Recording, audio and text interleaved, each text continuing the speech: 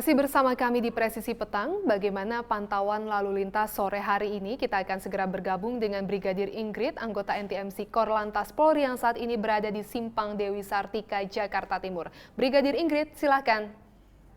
Ya, kondisi arus lalu lintas pada ruas Jalan Dewi Sartika, Jakarta Timur saat ini masih kondusif lancar. Memang sudah mulai terjadi peningkatan volume arus kendaraan dan biasanya masih akan terus berlangsung hingga pukul 8 malam nanti. Saat ini arus lalu lintas masih didominasi oleh kendaraan-kendaraan yang akan menuju ke Cawang, dari Cawang maksud kami, yang akan menuju ke Cililitan. Bagi Anda yang akan melintas, harap ambil lajur paling kiri.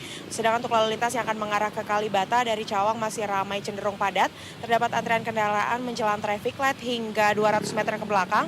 Untuk itu bagi Anda yang akan melintas agar tetap bersabar, patuhi rambu dan utamakan keselamatan. Sedangkan untuk lalu lintas dari arah Cililitan yang akan menuju ke Kalibata dan juga Cawang saat ini masih ramai lancar. Kemudian untuk arus lalu lintas dari arah Kalibata didominasi oleh kendaraan-kendaraan yang akan menuju ke Cililitan cukup padat menjelang traffic light, sedangkan yang akan mengarah ke Cawang saat ini masih kondusif lancar. Kami harapkan perilaku tertib berlalu lintas masyarakat saat berkendara demi terciptanya keselamatan saat berkendara di jalan. Untuk informasi lalu lintas lainnya, silakan menghubungi call center kami di 1500669 atau melalui SMS Center di 9119. Anda juga dapat mengakses informasi melalui akun Instagram kami di @ntmc_polri. Demikian informasi dapat kami sampaikan langsung dari Jalan Dewi Sartika, Jakarta Timur. Brigadir Ingrid melaporkan. Terima kasih Brigadir Ingrid atas laporannya. Selamat kembali bertugas.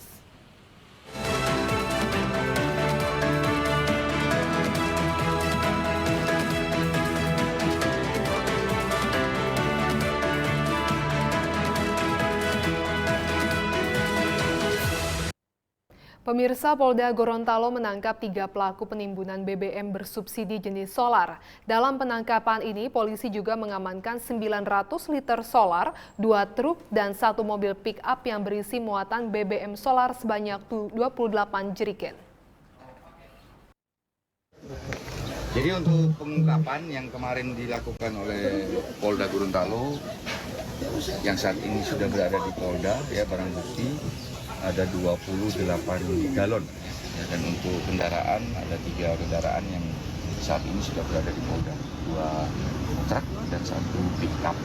Kemarin untuk kejadian atau lokasinya di daerah Gorontalo Utara, ya, di seputaran Kabupaten Gorontalo Utara di Wandak. Penangkapannya kemarin hari Selasa malam. Untuk saat ini yang kita amankan 3 orang. Itu pelakunya apa? Ini dia yang membawa atau membeli BBM yang di SPB yang menggunakan kendaraan truk. Terus saat ini sedang kita dalami lagi untuk pelaku-pelaku yang mungkin ada keterlibatan lainnya.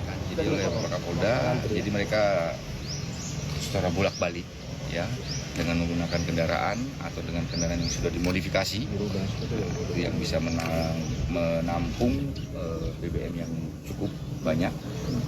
Nanti dia bisa disimpan di tempat lain.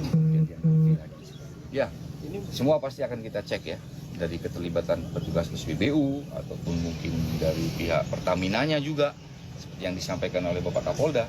Ya, kita akan cek dulu ini ada kesalahannya di mana. Ya, kita akan cek secara runtut, secara pasti, detail, supaya jelas dan supaya tidak terulang kembali ke depannya.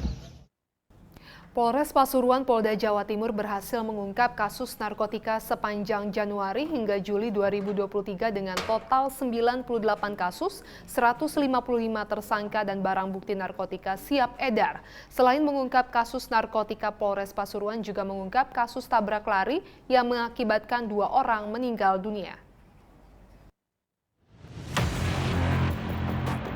Kapolres Pasuruan AKBP Bayu Pratama memimpin konferensi pers pengungkapan kasus tindak pidana narkoba dan juga kasus tabrak lari yang terjadi di wilayah Pasuruan, Jawa Timur pada Kamis 3 Agustus 2023.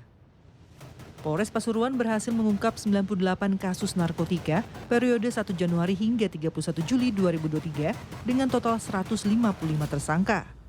Polisi mengamankan barang bukti narkotika jenis sabu sebanyak 371,93 gram, ganja 1.028 gram, dan 9.341 butir obat-obatan terlarang.